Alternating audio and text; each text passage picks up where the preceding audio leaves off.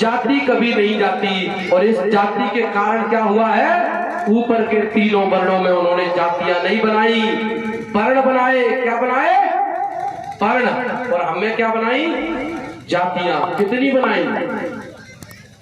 6743 तो मंडल कमीशन के अनुसार 243, 743। अगर उन लोगों को भी जोड़ दो जिन्होंने अपना धर्म बदल लिया, तो इनकी जातियों की संख्या होती है लगभग 10,000। कितनी होती है? 10,000। तो जब वो एंटीना वाले ने जातियां बनाई तो उन्होंने कहा जो तो गड़बड़ हो गई, बोले इनकी तो 10,000 जातियां बना दी। और जो इकट्ठे हो गए तो बहुत कुटाई देंगे। बोले तुमने ये जाति क्या बनाई? तो बोले क्या करो? उन्होंने इन जातियों में एक खतरनाक चीज लगाई। क्या लगाई? बंधन। क्या लगाए? बंधन। बंधन समझते? उन्होंने कहा यादव से, गुर्जर से, कुशवाहा, बघेल से, जाटव से, कोली से, खटीक से, बोले जो जो जाति में पैदा हुआ है तो बोई जाति में बैठेगा, बोई जाति में खाएगा और बोई जाति के समारोह में जाएगा। अगर वो अपनी जात को छोड़ के गया तो उसका धर्म भ्रष्ट हो जाएगा। और कैसे कहा? जैसे मान के चलिए आज यहाँ पर बड़ी संख्या में ओबीसी समाज के लोग आए हैं, आज ये यहाँ एक साथ बैठे हैं। अब कल उसका एंटीना टन आएगा, टन बजेगा घर में। वो कहेगा जो क्या हो गया?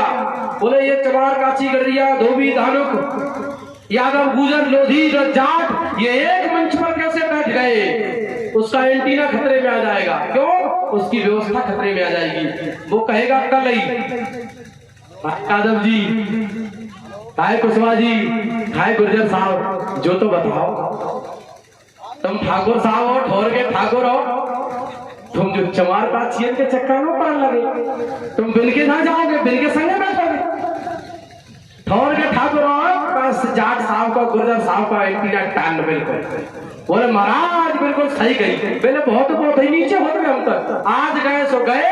बोले आज के बाद कहूँ, बोले आज के बाद कहूँ नहीं जाएंगे बैठने के लिए। और कहीं गलती से खाना खा लिया तो फिर आगे बोलेगा जे बताओ नेकात कछु तुम्हारा धर्म कर्म बच्चों के नहीं बच्चों, तुम जिन चमारन के यहाँ, कोलियन के यहाँ, काचियन के यहाँ, जिनके यहाँ खाना खाओ, धर्म कर्म है कछु तुम्हारे देखो पुरखा थे, वो वाले जाट साहब, वो वाले राजा साहब, वो वाले गुर्जर साहब, वो वाले कुशवाहा साहब, वो वाले बघेल साहब। बोले वो देखो जग कराते, भागवत कराते हो, जिनका पतरी उठवाते हो, तो मेरे प्रजा के रोटी खाए। बोले क्या करो? बोले धर्म कर्म रखो, यज्ञ कराओ और अपने पाप दूर करो, तुम्हारा धर्म भ्रष्ट हो गया। बोले भागवत होनी चाहिए। आप बिल्कुल महाराज जो कही सो कही, आज खाई सो खाई। बोले अब तो उल्टी नहीं हो सका तो बच गई। बोले आज खाई सो खाई, बोले आज के बाद कबू नहीं।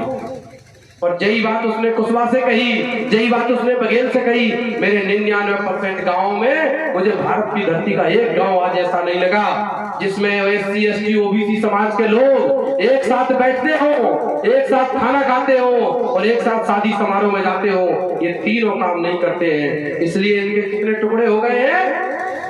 10,000। संख्या थी 85 और कितने टुकड़े हुए? 10,000। अब 10,000 का भाग दो 85 में, कितना उत्तर निकलेगा? उत्तर निकलता है 0.0085। ये उत्तर निकलता। यानी कि हमारी एक जाति की संख्या कितनी है? 0.0085। और सब लोग अपनी अपनी जात पे गर्व करते हैं।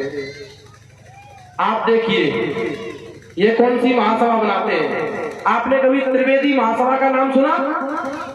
कभी चतुर्वेदी महासभा का? कौन सी महासभा बनाते हैं वो? ब्राह्मण महासभा। आपने कभी तोमर महासभा का नाम सुना? कभी भदौरिया महासभा का नाम सुना? वो कौन सी महासभा बनाते हैं? क्षत्रिय महासभा। और ये कौन सी बनाते हैं? वैश्य महासभा। और जो बागड़ बिल्ले, जो अपने पुरखों का इतिहास नहीं जानते, वो क्या करते हैं? वो कुशवाहा महासभा, जाटव महासभा, दोहरे महासभा, अहिरवार महासभा, यादव महासभा, गुर्जर महासभा, जो जातियों की महासभा बनाती है। और एक जाति की संख्या कितनी है? .005 से नंबर से ठुकाई होती है सबकी होती है। अगर हम लोग भी एक काम कर ले, उनसे एक बात कहें कि जे बताओ पंडित जी तुम्हारा वर्ण अलग और ठाकुर साहब तुम्हारा वर्ण अलग और बोले सेठ जी तुम्हारा वर्ण अलग। जब तुम तीनों के वर्ण अलग अलग हैं और तुम तीनों लोग एक साथ बैठ सकते हो, एक साथ खा सकते हो, एक साथ शादी समारोह में जा सकते हो, जब तुम्हारा धर्म भ्रष्ट नहीं हो सकता तो हम तो एक माता पिता की संतान हैं, एक माँ बाप के बच्चे हैं, इस देश के मूल निवासी हैं, सम्राट अशोक के वंशज हैं, बुद्ध फुले साहू अम्बेडकर के वंशज हैं, एक माता पिता की संतान है। तो ये बताओ हमारा धर्म कैसे भ्रष्ट हो सकता है? हो सकता है क्या? बताइए, एक माँ बाप के लोगों का धर्म भ्रष्ट होगा कि 3 माँ बाप के लोगों का धर्म भ्रष्ट होगा? किसका होना चाहिए धर्म भ्रष्ट? धर्म भ्रष्ट इनका होना चाहिए, लेकिन इनका नहीं होता है। ये क्या कहते हैं, नहीं हमारा नहीं होता है। बोले तुम्हारा होता है। बोले क्यों?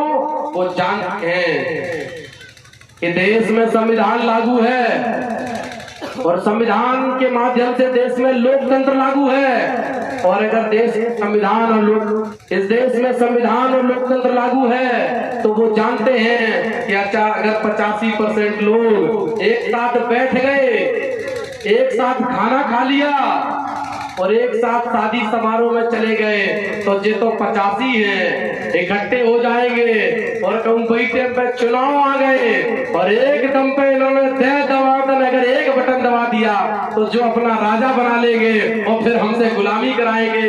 इसीलिए वो लोग आपके बीच में छुआछूत भेदभाव ऊंच नीच पैदा करते हैं कि जिससे आप उनके गुलाम बने रहे।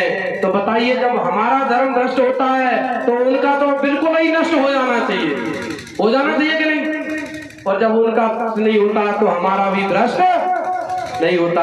तो बताइए, ये धर्म भ्रष्ट होने की लड़ाई है कि गुलाम और राजा बनने की लड़ाई है? काहे की लड़ाई है?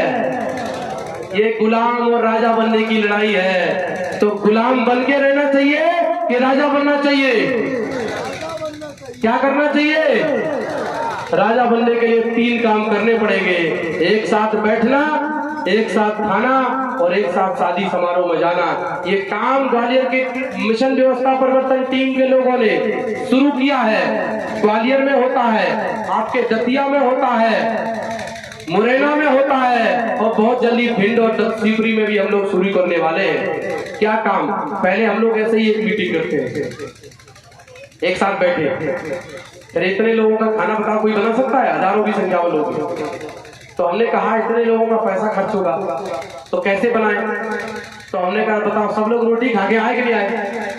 और हम आपसे कहते हैं कि आप अपना खाना वहां खा के बताओ, अपना टिफिन लगा ले आओ और आप टिफिन लगा के लाते और जहां हम लोग सब लोग खाना इकट्ठा करते और मिल बांट के खाते तो 1 भी रुपये खर्च होता।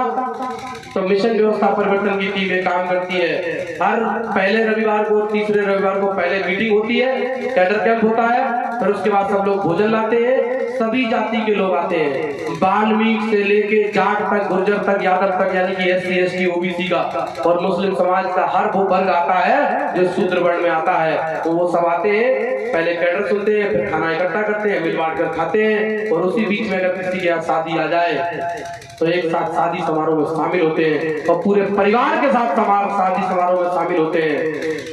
तो बताइए, अगर वो इतना भाईचारा आपस में बना लिए, उस भाईचारे का क्या परिणाम रहा? अगर वो भाईचारा बन गया तो क्या परिणाम होगा, वो बात मैं आपको अभी थोड़ी देर में बताऊंगा।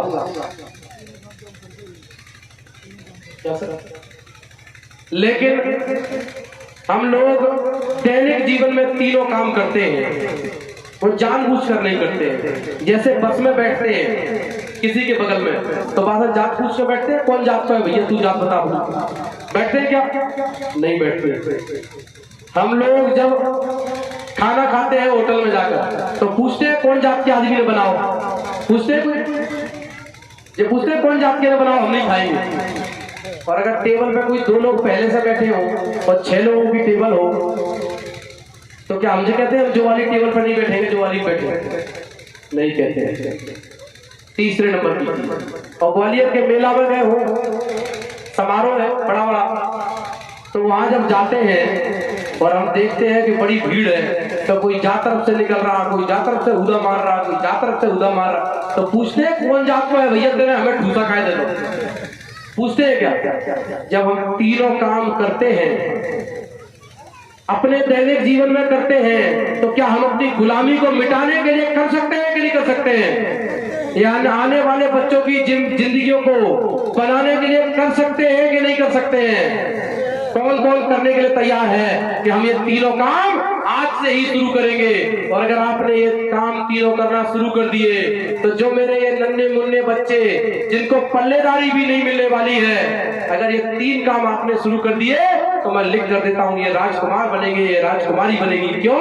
क्योंकि तुम्हारा राजपाट आ जाएगा ये 3 काम करने से, एक साथ बैठने से, एक साथ खाना खाने से, और एक साथ शादी समारोह करने से। भाईचारा बन जाएगा, भाईचारा बन जाएगा तो बहुजन समाज बन जाएगा, और बहुजन समाज बन जाएगा तो बहुजनों का राज आ जाएगा। जब बहुजनों का राज आ जाएगा तो ये राजकुमार होंगे, राजकुमारियां होंगे, होंगे कि नहीं होंगे? और अगर नहीं ला पाए तो ये पल्लेदार होंगे, ये किसी के घरों में चौका बर्तन कर रहे होंगे, कहीं पल्लेदारी कर रहे होंगे। इतना छोटा सा काम बताइए, कर सकते हैं कि नहीं कर सकते हैं? पूरे ताकत के साथ बोलिए, कर सकते हैं या नहीं कर सकते हैं? और अगर आपने ये काम करना शुरू कर दिया, तो इंदरगढ़ की धरती ये देश के लिए मिसाल बनेगी, और ये इतिहास में लिखा जाएगा कि जो इंदरगढ़ से काम हुआ वो पूरे देश में जाना जाएगा। तो मैं आप लोगों से निवेदन करता हूँ, ये 3 काम करना शुरू करिए। और मेरी माताएं बहनें, मैं आप लोगों से विशेष निवेदन करता हूँ कि जब तक संविधान है, जब तक संविधान है, तब तक इन बेटों को, इन बेटियों को आप जो चाहो वो बना सकते हैं, जब तक संविधान है। लेकिन संविधान कब तक है, ये आपके हाथ में है। जब तक संविधान है, तब तक मेरी बेटी इस देश की कलेक्टर, कमिश्नर, मुख्यमंत्री, प्रधानमंत्री, राष्ट्रपति तक बन सकती है, जब तक संविधान है। आज संविधान की देन है कि हमारी एक आदिवासी समाज की बहन देश की महामहिम राष्ट्रपति है। ये संविधान का कमाल है। अगर संविधान नहीं होता तो इनको मंदिरों में नहीं घुसने दिया जाता, इनको चप्पलें हाथ में उठा के निकलना पड़ता है। तो ये सब किसकी देन है? ये संविधान की देन है। तो संविधान को बचाने के लिए हमको अपने समाज को तैयार करना पड़ेगा, और अगर समाज तैयार हो गया तो इतिहास बदला जाएगा। ज्यादा लोग नहीं चाहिए, कुर्बानी 13 लोगों ने दी, और भला कितने लोगों का हुआ 2 अप्रैल से? करोड़ों लोगों का। 13 बेटे मारे गए, मारे तो रोज जा रहे हैं ना, भूख से भी मर रहे हैं। आपके दतिया में कई कलेक्टर होंगे, उनके नाम का कोई स्तंभ बना, कोई स्टैचू लगी? अभी उत्तर प्रदेश की धरती पर उन 13 लोगों के नाम का शहीद स्तंभ बनाया जा रहा है, जिसको पूरी दुनिया नमन करने जाएगी। कुर्बानी समाज के लिए देते हैं, वो अमर हो जाते हैं, और कुछ लोग जीवन अपना गुलामी में गंवा देते हैं, बड़े बड़े ओहदों पर रहकर, लेकिन फिर भी उनसे गुलामी नहीं छोड़ी जाती है।